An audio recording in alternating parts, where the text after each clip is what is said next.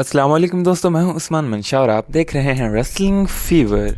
दोस्तों, the rock के WWE return को लेकर मल्टीपल आइडियाज डिस्कस किए जा रहे हैं। द रॉक का डब्ल्यूडब्ल्यूई रिटर्न इस वक्त डब्ल्यूडब्ल्यूई का पॉइंट ऑफ डिस्कशन बन चुका है, लेकिन द रॉक के रॉयल रंबल में रिटर्न ना करने के भी आइडियाज हमें सुनने को मिल रहे हैं। तो इस बारे में हम इस वीडियो में बात करेंगे। इसके अलावा ब्रोक लेसनर का रेसलमेनिया 39 का क्या स्टेटस है, उनका किसके साथ मैच होगा, इसको भी हम इस वीडियो में डिस्कस करेंगे। और साथ साथ Cody Rhodes versus Bray Wyatt के मैच के रेसलमेनिया 39 के लिए रूमर्स आ रहे हैं। मुस्तफा अली और थ्यूरी को लेकर रिसेंटली एक बहुत ही खतरनाक इंसिडेंट हुआ है, जिसको लेकर थ्यूरी ने मुस्तफा अली से अपोलोजाइज भी किया है और रॉयल रंबल के लिए पहला सुपरस्टार कंफर्म भी हो चुका है। तो इन सब न्यूज और अपडेट्स को जानने के लिए इस वीडियो को पूरा लाजमी देखें। तो चलें बिना देर किए शुरू करते हैं।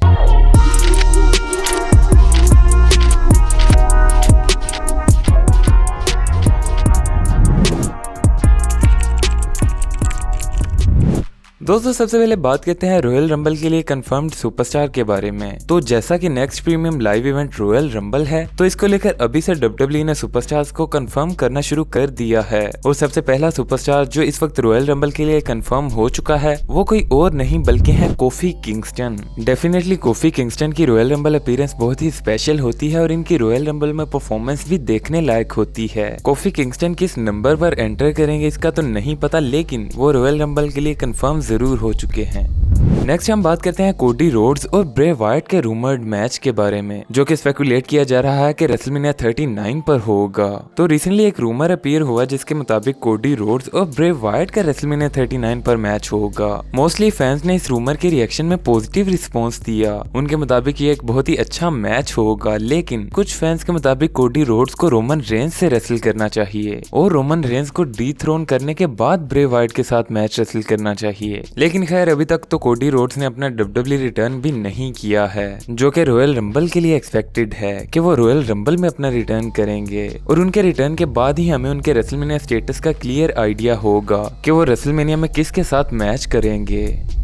नेक्स्ट हम बात करते हैं मुस्तफा अली और थ्यूरी के रिसेंटली होने वाले एक बोच इंसिडेंट के बारे में। तो रिसेंटली जब मंडे नाइट रॉ पर मुस्तफा अली और थ्यूरी का मैच हुआ, तो उसमें हमें एक बोच देखने को मिला। ये एक बहुत ही ऑकवर्ड बोच था और इसमें दोनों सुपरस्टार्स के इंजर्ड होने का भी खतरा था। हुआ कुछ यूं कि जब टॉप रोप से मुस्तफा अली थ्यूरी को हरिकेराना लगाने लगे, तो थ्यूरी मुस्तफा अली को हैंडल नहीं कर पाए, जिसकी वजह से दोनों सुपरस्टार्स ऑकवर्डली नीचे गिरे। थैंकफुली दोनों सुपरस्टार्स को कोई इंजरी नहीं हुई। असल में होना यह था कि जब मुस्तफा अली अपना मूव लगाने लगते, तो थ्यूरी ने मुस्तफा अली को होल्ड करके उन्हें एक पावर बॉम्ब लगाना था, जिसको मुस्तफा अली ने फिर से काउंटर करके हरिकेराना में बदल देना था। लेकिन ऐसा सिनेरियो नहीं हुआ और थ्यूरी मुस्तफा अली को होल्ड नहीं कर पाए। और इस इंसिडेंट के लिए बाद में थ्यूरी ने मुस्तफा अली से अपोलोजाइज भी किया। एंड अब दोनों सुपरस्टार्स में किसी भी किस्म की हीट नहीं है।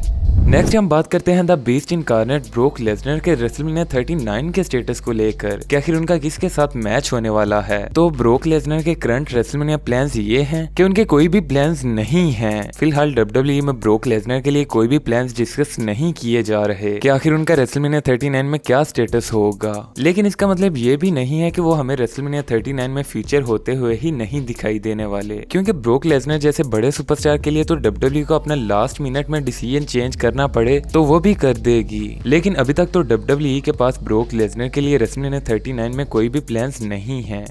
और अब फाइनली हम बात करते हैं the people's champ the rock के बारे में। तो जब से डेव मेल्टजर ने द रॉक के रिटर्न की पॉसिबिलिटीज हमें बताई हैं, तब से द रॉक को लेकर बहुत सी न्यूज़ेस सामने आ रही हैं। और रिसेंटली रिंग साइड न्यूज ने इस मामले को लेकर बताया है कि द रॉक के लिए बहुत से आइडियाज डिस्कस किए जा रहे हैं, रॉयल रंबल में रिटर्न के भी और रॉयल रंबल के अलावा भी। यानी ऐसा नहीं है कि द रॉक डब्ल्यूडब्ल्यूई में सिर्फ रॉयल रंबल में ही रिटर्न करेंगे। हाँ, लेकिन ज्यादा पॉसिबिलिटी तो यही है कि अभी तक डब्ल्यूडब्ल्यूई द रॉक के लिए किसी भी फाइनल डिसीजन पर नहीं पहुंची है और बहुत से आइडियाज डिस्कस किए जा रहे हैं। दोस्तों, इनका मजीद कहना है कि इस वक्त अगर कोई भी कहे कि द रॉक की रॉयल रंबल अपीयरेंस कंफर्म हो चुकी है, तो वो यकीनन एक फेक न्यूज होगी, क्योंकि डब्ल्यूडब्ल्यूई द रॉक की अपीयरेंस को लेकर अभी तक किसी भी नतीजे पर नहीं पहुंची है। लेकिन हाँ, इसका मतलब ये भी नहीं कि द रॉक की रॉयल रंबल अपीयरेंस इम्पॉसिबल है।